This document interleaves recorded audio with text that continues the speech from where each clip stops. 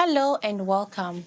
It's your favorite relationship coach, Jacinta, with today being the day that we talk about how do I move on and accept, or how do I accept and move on, whichever way you put it.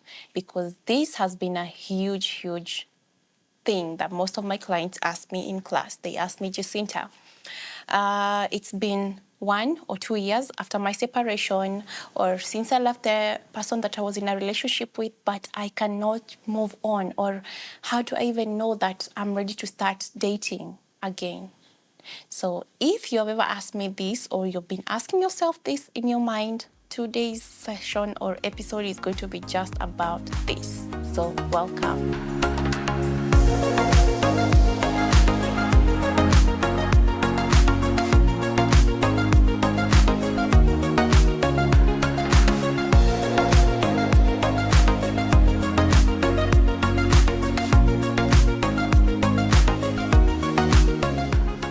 How do I move on? And how do I accept and move on? This is a huge topic, like I've said, because I know for a fact that I have asked myself this in the past. And I even had a conversation with one of my friends about it this morning. And I asked them, so how did you know for you that it was time for you to move on? Because they're now in another relationship and they were previously in a relationship which did not work, and same case to me. So this is going to be a compilation of the main points that I personally used, and also a compilation of things that other people who have moved from some relationships which did not work out and finally ended up in relationship that make sense to them. Yeah. So welcome. And if you're first time subscriber, please remember to do what we always do, which is to subscribe, hit on the red button, and it will turn gray after you subscribe. And if you're a returning subscriber, thank you very much. And a special shout out to Manas, the lady from Asia, the one who is always commenting. Thank you very much. And I really appreciate all the support that you have been giving me. You who I do not know, who likes my videos, who subscribes, you who DMs me. Thank you very much. I really appreciate this, even for sharing, because I have had somebody tell me this piece was sent to me and then I listened to it, and that's why I'm reaching out to you, which I'm very grateful for that. So thank you very much to you. So back to the main point. How did I know that I was ready to move on, or that I was done with the relationship that I was in and was ready to flip onto the new chapter of my life? I'll start with number one. I felt ready to move on. What do I mean by this? Your intuition, or just the feeling of being ready? When you're ready, you're actually ready. Uh, Let me just say that you don't have to feel the pressure of moving on. Whether it's 2 years or 5 years or even 10 years, our time frames or timelines are very different. And time is very different for each and every one of us. So if it's been 3 or 4 or 5 years, maybe it's remarrying after your partner has passed on, your loved one has passed on, or it's a relationship that previously or in the past did not work out, it's okay. Don't feel the pressure to move on because everyone keeps telling you, Mom, Dad, or so and so, Jacinta, move on. It's time for you to remarry again. You don't have to succumb to that pressure. Just know that you will be able to move on eventually when you're ready to. In your heart, you normally feel this pull, this thing inside you telling you that you're ready. And most of the time, when you have that feeling, it's actually when your person is right there also looking for you. Yeah. So when you're ready, that's the time to move on and start dating again. Other than that, do not succumb to anybody's pressure. And I will emphasize this for the sake of anyone who is feeling this pressure, maybe from family, from friends. I know you can have the tendency to feel this. And sad enough, even for us as single moms or single parents, if you're a single dad out there and your kids keep asking you, why don't we get another mom or another dad? Or why can't I also have another dad like my children or other children in school? This is not the cue for you to look for someone, because you'll only be bringing someone out of necessity. And if you have learned something, if you've ever been in a relationship that did not work out, then you know sometimes for the wrong reasons, it's not it doesn't make sense to be in a relationship with someone just for convenience. Yeah, there are many attributes, there are many things that make a relationship work, and convenience is not one of them. Your children is not one of them. Your friends is not one of them. Your family is not one of them. At the end of the day, you're the one who will be in that relationship, you and you alone. Yeah, so I hope this helps somebody out there. On to the second point. It is when you have actually met the one. Yes, I said it. I know I'm a hopeless romantic and somebody else is. And let's just be honest, sometimes you can meet the one in very uncertain circumstances. Maybe you were just doing your thing, minding your business, had nothing in your mind like you'd ever be in a relationship again, and then boom. Somebody who just treats you like the world starts with you and ends with you is there. Do you say no to them? Do you hesitate? If you have been in a relationship that has not worked, then you know how amazing, if you are in the relationship for the right reasons, you know how amazing it can be to have your own person, or to just have somebody who takes care of the small things that you cannot take care of. And I'm not just saying that you're not complete as a person. And I always say it is at that particular time when you find someone. But sometimes people don't just meet by accident. You might meet someone and you can be able to tell that this is the person. Again, your intuition, especially as women, I keep saying, listen to your intuition. That is the God-given thing that we have. And some of the times, because it can tell you even when you're with the wrong person, it can tell you when you're in the wrong relationship, and it will tell you when you find your person. It will tell you when the person for you that is in the picture with you is the right person with you. Otherwise, you'll be in a constant battle with your mind and your emotions because you're with the wrong person, and everything inside you is telling you that no, he's not the one. But when the person is right for you, you ask yourself three main things. The first one, how does he make you feel? Because there's a way you feel where you're not you're at peace. Let's just say, call it peace. Your soul is at peace when you're with the right person.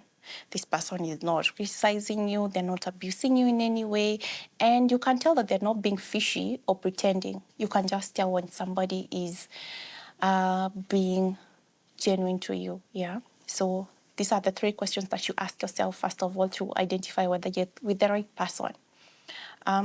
How does he make you feel? The other thing is, are you overworking in that relationship? Are you in this relationship where you feel like you have to plan for the dates for you to meet up?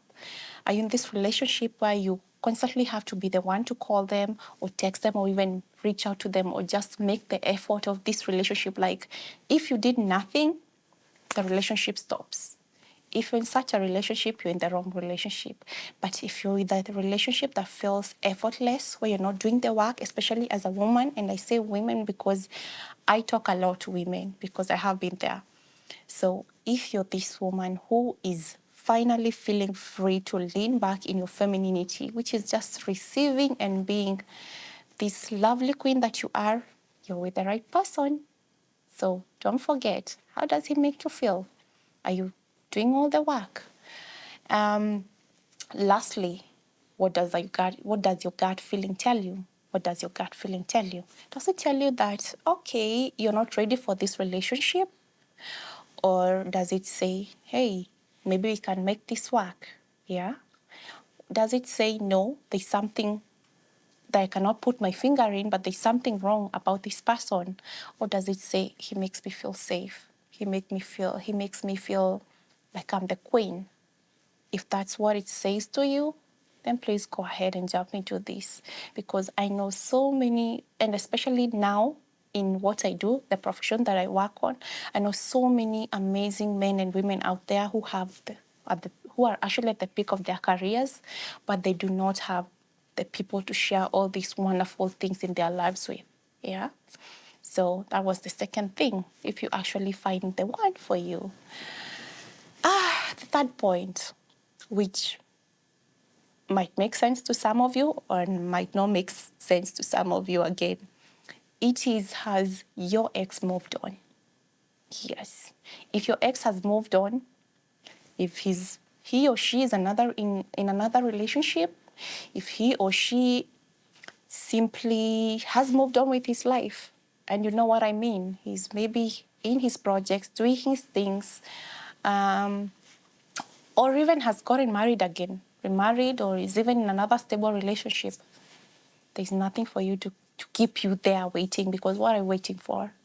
Don't you believe that you can actually get somebody who deserves of you and you deserve them back? Yeah? If you're there and your ex has moved on, please, this is the cue for you to move on. Yes.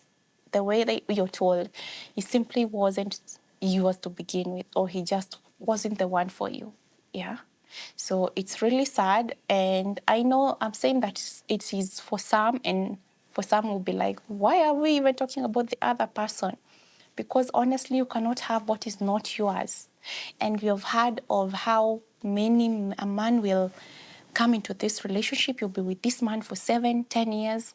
You're doing everything that a wife should be doing, and he's never been a commitment with you.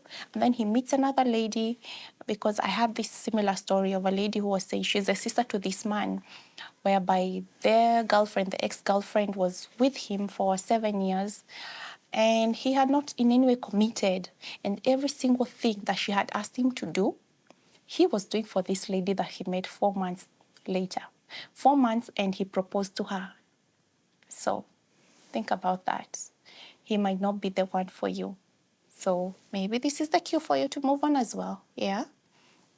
And that is really going to be huge, especially if you still have any hopes, because sometimes the separation or the breakup might not be consensual to both sides. Maybe you're still holding on, or you're still hoping. Maybe you're still stalking them to see whether they have moved on. Then this is your cue. If they have moved on, please move on with your life. I know that is the cue for you to actually move on. Yeah? On to the fourth point. Did your ex actually reach their limits? What do I mean by this? If you have been in a relationship with someone, you know how they get angry. You know how they are when they are at their maximum, or when they're done, totally just done. So if you are with someone and you know very well that they are done with that relationship, please stop hoping and praying that they'll come back, and start thinking of, what about me? What can I do better? Or can I see somebody else out there? Because I normally say, when you're so busy concentrating on this one window that is closed, you cannot see the door of opportunity on the other side. That there is a young man or woman out there actually hoping and praying for someone like you. One day I'll tell you my story, and the dating story, and I'll even have friends with me share their own dating stories. But you know how you ended your relationship. Did there look like there is any sign of reconciliation, or was it done, done, done? And even you yourself, which is maybe even the fourth point or the fifth point, yeah? How done were you? Because when you're done, done, then you know there is no possibility of a reconciliation. They say never, but let me just say that in a relationship, you can say never. Why? Everything that has happened in that relationship has been your choice. Most of the things have been your choice. Let's not even go to the point where we're saying that it is our partners. It is your choice. You chose to be in a relationship with them, and you chose to walk out. So there is no room for reconciliation if you know you have said, no, or enough is enough. For me, I knew it for a fact that when I was done, I was really done. And whether my partner believed, or my ex knew that, or he didn't, that really had nothing to do with me. All it took was for me to know that I'm done. And that freed me even from the probability, even possibility of thinking, what if he can change? What if the odds are like this, like this? Those are negotiations, and there are all the stages and phases of loss and grief. So now I walked into my life knowing it was just me and my children. It saves you from the drama. It saves you from unnecessary baggage out there, seeing somebody with someone, and then you start feeling sad because you've not really made up your mind. So when you make up your mind, you've already made it up, and there is no turning back, and you will never, never even start to think, what if? can I give them another chance? Or people come to you because I know some families, some friends have this tendency to just reach out to you and they ask you, are you sure it's really done? Why can't you guys work it out together? If you've not made up your mind, you'll be like, yeah, probably I could make it work. Or maybe I need to reach out to them. But if you've made up your mind, you will not succumb to that pressure. You will know that that is a closed door and I'm done. Why? I know I deserve better. This person is the one who put me through hell. And we have this notion. And let me just say it as point number 6. When you're finally able to see the reality, separating the reality from the perception. What is the perception? The relationship, how it might have been versus how the relationship was. Because I know for a fact that as people who have left a relationship, it is really easy for us to live in there. This relationship would have gone this way. Oh, we would have been doing things this way. We would have been taking the kids to this vacation. We would have been doing this and this. But let's talk about the reality. How many times did you take them off for vacations? Not even that. How many times were you even happy spending time with your ex? Yeah. So being able to distinguish the difference between reality and the perception in your mind is going to be a huge, huge step. When you're able to actually realize it, look at yourself, own up to the mistakes that you did in that relationship, look at your ex, see him for who he really is. Was he toxic? Was he abusive? Then that's who he was. Don't sugarcoat it. You know the truth. At the end of the day, it's only you, not even about what other people say. Other people see what you want to show them. When you're looking at me here, you might be thinking, oh, that lady's pretty, wearing a floral dress, but you do not know what I went through this morning, or you do not know what I'm going through behind the scenes, or whether I even crumble and fall down and cry, or what I go through behind all these things here. So just being able to identify or being able to differentiate the truth from what you think it might have been is another time where you will get to understand, okay, I'm ready for this. Yeah. And finally, on to the last and the 6th point is when you have been able to work on yourself or created awareness. One, awareness about yourself. One, who are you as a person? What are your values? What are your boundaries? What can you take? What can you not take in a relationship? If you go on to another relationship without having asked yourself these questions, then you tend to either end up going back to the very relationship that you came from, or another relationship with somebody else who is just, we say, the same devil, different faces. Yes. So let me just advise any person who is here watching this. If you have left a relationship and you're thinking that you're ready for another one, please do the work on yourself. Either reach out to me, I'm a coach. I have worked with several women to get them ready for another relationship, or even a therapist who you can be able to even identify or even answer questions like, why did you even attract this person in the first place? Because we don't live with people. And if you have left somebody who you know didn't hurt you in any way, was just a good person, and you had issues, it means that you really need to work on yourself. Work on these issues that you have. Are they issues from childhood? Is it something that happened to you? Is it trauma? Get to just understand all these things. By the time you're done with this work, I can guarantee you, and this was even something that I personally had to do. I had to sit down, I had to get the help of a therapist, I had to get the help of a coach, and to just be able to learn and unlearn and relearn the important things of relationship. How does a relationship look like? How do I lean into my femininity so that I'm able to attract a man who is in his masculine? Why? Because I was in a relationship where I didn't feel like they were masculine enough. I was very masculine in that relationship, and I did not want that again. So if you want to lean back in your femininity and to attract healthy and masculine men, please get working. It's a work, but you have to do it. You cannot be able to avoid it. So I'm hoping that with these 6 points, you're able to identify whether you're ready to move on to the next relationship or not. And like I said, please don't ever feel pressured to move on with your life. We're not in a race. The only race that you're in is between you and the person that you were yesterday, yeah? So walk at your own pace, make decisions in mind that it is your life, it is you. And just wait for the right person. Listen to your inner voice. Especially as a woman, you can be able to tell when a person is really good to you or not, whether he's the one for you or not. And if you need help in any sort of way that revolves around relationships, please DM me. I'm on Facebook, I'm on IG, I'm on TikTok, and my handles are down below. Reach out to me or even comment down below. Tell me, what are you struggling with in a relationship? Probably I could cover that as well, yeah? Because this was something that I have been asked a lot. So until next time, please don't forget to subscribe and share this with somebody who you know might be asking themselves the same questions if it's not you, yeah? So until next time, bye-bye.